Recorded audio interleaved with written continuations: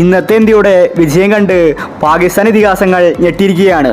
India ആദ്യ റൗണ്ടിൽ തന്നെ പുറത്താകുമെന്നാണ് പാകിസ്ഥാൻ പറഞ്ഞിട്ടുണ്ടായിരുന്നത്. പക്ഷേ പാകിസ്ഥാനാണ് ആദ്യം തന്നെ പുറത്തായത്. ഇപ്പോഴത്തെ ഇന്ത്യ കപ്പും നേടിയിരിക്കുകയാണ്. ഇന്ന് ന്യൂസിലാൻഡിനെ ഇന്ത്യ തോൽപ്പിച്ചത് കണ്ട് പാകിസ്ഥാൻ ക്രിക്കറ്റ് ഇതിഹാസങ്ങൾ പറഞ്ഞ കാര്യമാണ് നമ്മൾ ഈ ഒരു വീഡിയോയിൽ പറയുന്നത്. ഇതുപോലത്തെ ക്രിക്കറ്റ് ന്യൂസിന് വേണ്ടി ചാനൽ മറക്കാതെ സബ്സ്ക്രൈബ് ചെയ്യൂ. ഇന്ത്യ ഫൈനലിൽ തോൽക്കുമെന്നാണ് അവർ കരുതിയത്.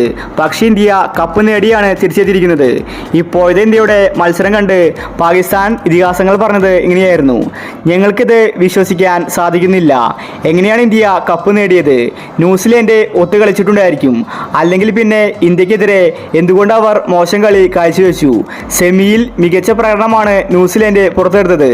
അതിൻ്റെ 7-1 പോലും ഇപ്പോൾ ന്യൂസിലാൻഡ് കാഴ്ചവെച്ചിട്ടില്ല.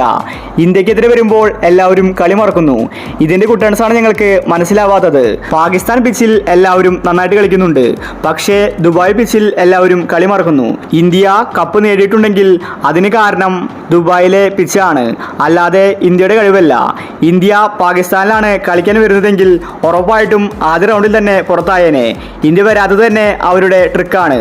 എന്തായാലും കളി ജയിച്ച ഇന്ത്യക്ക് അഭിനന്ദനങ്ങൾ അർപ്പിക്കുന്നുവെന്ന് പാകിസ്ഥാൻ ഇതിഹാസങ്ങൾ വ്യക്തമാക്കി. പാകിസ്ഥാൻ പറയുന്നത് ഇന്ത്യ ദുബായിൽ കളിച്ചിട്ടാണ് കപ്പ് നേടിയതെന്നാണ്. പാകിസ്ഥാനിൽ കളിക്കാൻ വന്നാൽ ഉറപ്പായിട്ടും ഇന്ത്യ കളി തോൽക്കുമെന്ന് അവർ പറയുന്നു. പക്ഷേ ഇന്ത്യ കളിച്ചു നേടിയ വിജയമാണ്. ഇന്ത്യ ഒരു മാച്ചിൽ പോലും തോറ്റിട്ടില്ല, അല്ലാതെയാണ് ഫൈനൽ വരെ എത്തിയിരിക്കുന്നത്. എന്തായാലും പാകിസ്ഥാൻ നാണം കെട്ടു, ആദ്യ റൗണ്ടിൽ തന്നെ പുറത്തായി.